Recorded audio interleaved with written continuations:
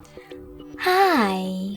In front of me is OPPO Find X3 Neo, and today I would like to show you how you can apply Apple layout on this Android.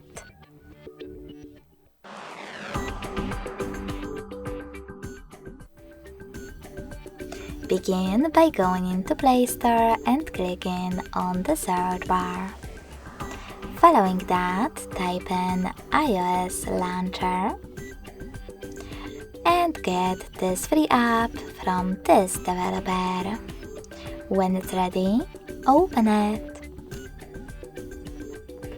Then, in order to set it up, choose while using and allow in the pop-ups.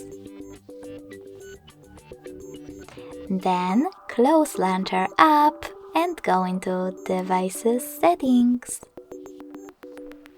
In them, scroll down just a bit, click on Apps, select Default Apps, tap on Home app, and apply iOS Launcher by clicking on it.